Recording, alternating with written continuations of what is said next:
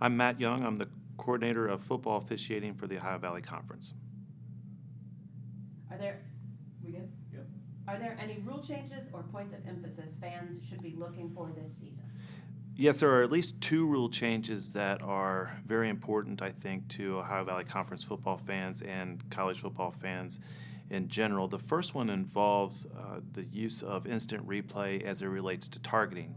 Most everyone in college football knows that when instant replay gets involved, there are three outcomes that are always possible. We could confirm a ruling on the field, we could reverse a ruling on the field, or we could let a ruling on the field stand.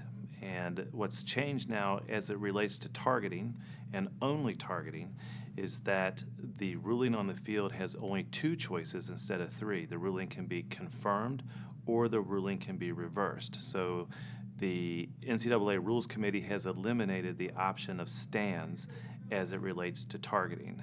So if there is a targeting on the field and replay confirms it, then we go forward. If they reverse it, then the player who was suspected of targeting remains in the football game, and the 15-yard penalty for targeting goes away unless there was another penalty associated with targeting called on that play, such as roughing the passer with targeting, and then roughing the passer would stay, but targeting would go away.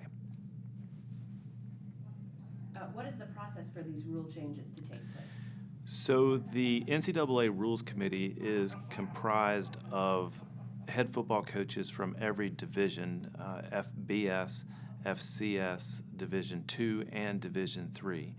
And in collaboration with the AFCA, the Coaches Association, conference coordinators, conference commissioners, football officials, and to some extent the fan base who's surveyed, our proposals for rule changes are made, and then those are enacted eventually by the Rules Committee after consideration, and then the final stage of that would be to be ratified by the NCAA's Prop Committee. This is the 2019 season is what we call an odd season, and that means only rules that affect player safety are eligible to be talked about this season. And next year in the 2020 season, then any rule is subject to be modified or changed or introduced. One rule that our football fans will see this year as it relates to a rule change involving player safety is that an illegal blindside block is now a foul. In other words, if a player on the field cannot see the opponent coming at him and the opponent hits him in such a manner that it is considered to be an attack with forcible contact, then the player has fouled for an illegal blindside block. The player also must have reasonable opportunity to defend himself as a part of that rule as well, as an aspect of player safety. Football fans know that this is already a rule in the National Football League and throughout the National Federation of High School Athletic Sports as well. And so this is not completely unfamiliar, but it is new to the college football ranks this season. So this is the third season of having all games that are played in the Ohio Valley Conference covered by instant replay, and that has been a good asset for our officiating staff and our member schools and the student athletes to do our very best to see if calls that have been made on the field are correct or could be changed to have a better sense of fairness and judgment in the game. The first year of instant replay in the OVC, we hit the ground running. We had tremendous success. The second year, we had a huge amount of success as well, perhaps with just a little bit of a sophomore slump.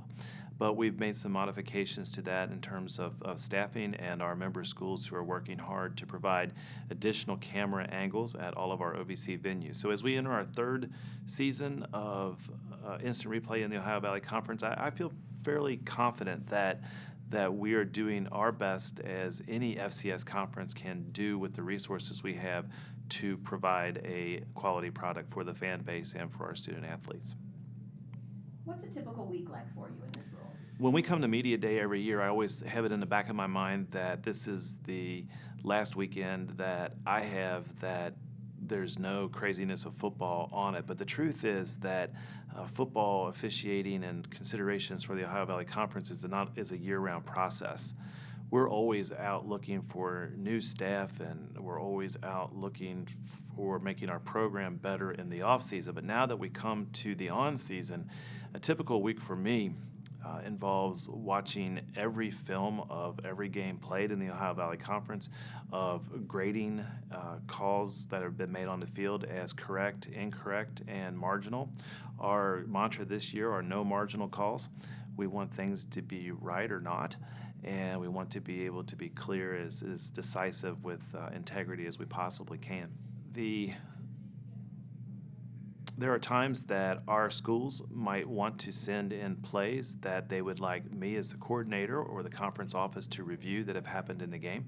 So we've got to analyze all those plays and get that information back to the member schools. We must be able to have staff meetings during the week, and once we're all over, spread out through the footprint of the OVC, we accomplish that by conference call, by Skype, by other kinds of means communicating with each other. I've got training films to make. I've got travel to do, as I'm out at an OVC venue almost every weekend interacting with our staff and those who are involved in our football program. So it is quite a busy time with all sorts of operational aspects happening, and it goes by very quickly every season.